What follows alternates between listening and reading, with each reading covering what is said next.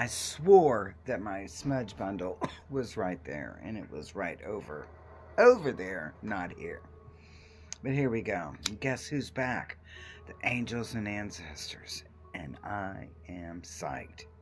So Cheyenne, one of my friends, tells me when I'm like couldn't find the decks, several decks, she tells me to look behind a shelf.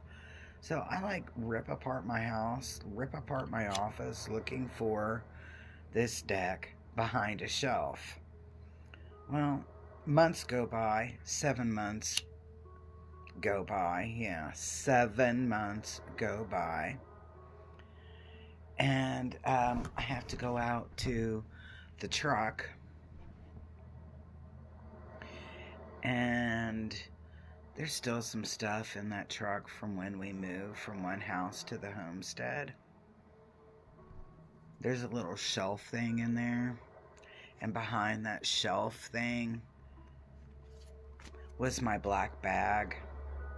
And in my black bag were several of my decks. And everybody who knows me knows exactly how much I love Kyle Gray's Angels and Ancestors Oracle deck. It's like my favorite deck. I love using that deck, and everybody knows that that's my boyfriend. So yes, my boyfriend is back. My life feels so much better. And I'm like really psyched. So I thought today, let's go ahead and do, it's Thursday, let's go ahead and do a weekend energy forecast using the Angels and Ancestors deck. So, this is my old Steadfast. I really call it like my signature deck. And literally, I felt like there was a piece of me missing for the last 7 months. Since I couldn't find this deck, I was like so bummed out. So to find it makes me feel so happy. I was so grateful to find this deck. And so I said, well, there goes my first card. I was like, let me do a weekend energy forecast with this deck. I love this deck. And people would say, just go buy another deck, Maris. It'll be okay. And I'm like, no, you don't understand. It's not the same. Because I have had decks that I, liked or whatever. And I would go and I would, lose them, misplace them, whatever.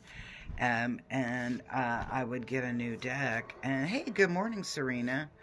And I'd get a new deck, and lo and behold, they just didn't connect the same way. You just didn't have the same feeling for them. So I was not a real big fan of the idea of getting a new deck. So again, Angels and Ancestors, they're back. I only have 3 cards, and I'm like, I know that she's got to say more than that. It's the weekend. What's our weekend looking like? What kind of things do we need to pay attention to? What do we need to leave behind? That's what when I look at readings, because, it's like a lot of times people will say, oh, they're sinful, they're bad, or whatever. And I'm like, to me, it's like looking at the weather forecast. I'm looking at energy. That's all I am doing, is looking at energy. And then I can choose or decide what I'm going to do or not do, depending on the information that I received. Sometimes I can look at it like, okay, and not think very much about it, and then later on go, holy cow. Or sometimes I find that people will invest too much of their energy into a reading. And they lose track of the experience. Not so much the experience of the reading, but the experience of life afterwards. Chance favors a prepared mind. And if I know it's going to rain, let me turn that off. If I know it's going to rain, I'm going to bring my umbrella. If I know it's going to be sunny, I might, dress a little bit more appropriately for being in the sun. Something to that effect. I know it sounds kind of weird. Okay, this card keeps sticking up, so we're going to go with that card. Okay, anything else? Okay, those. Anything else left to say for our weekend energy forecast? Okay, I guess not. So we're going to roll with what we have right here, and starting with this first card. Let me flip this over. Our first card here is Shapeshifter, and I'm going to go one card at a time on this particular reading. And transformation. So this is where the part of you that you didn't either realize exist or that you have been downplaying comes to the forefront in this energy coming in for the weekend. So let me reiterate that. The part of you that you either didn't realize existed or you've been downplaying, kind of shoving back, whatever, is going to come into a fruition, is going to be on the forefront this weekend. That's what I'm looking at when I'm seeing this Shapeshifter card. Now, this next card here is going to be what we call the obstacle. And the obstacle, it's talking here in the moon about intuitive messages. And I'm just going to say, in some ways, you are a little disconnect from what is happening around you. And you're kind of in this place where you're not paying a lot of attention to blatant messages. Is this a bad thing? Not all the time. Is this a good thing? Sometimes. Sometimes, especially when you're wanting to work through particular things. And so that was that moon card. Our help card, I'm going to call Father Sky, trust in the unknown, the big G,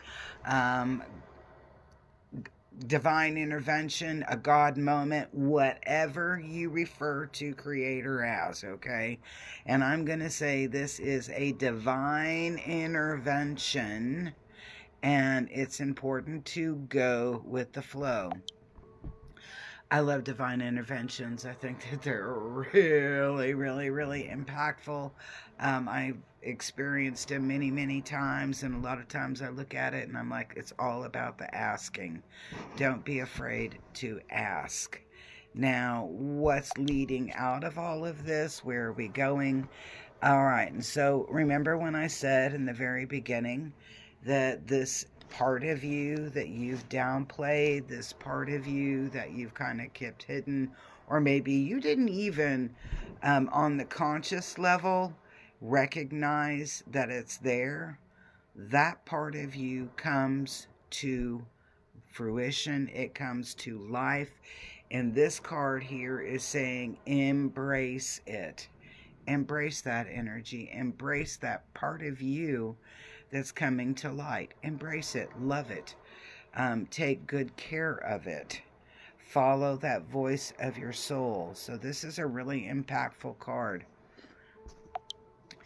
I'm looking at this and I'm like, man, I think what's happening here is that we are becoming into our own this weekend, and that energy kind of just opens up the door. And it's really kind of strange because I'm like, we're in the middle of Mercury Retrograde till what, the 28th, 29th? And I'm like, why would we be having a fruition?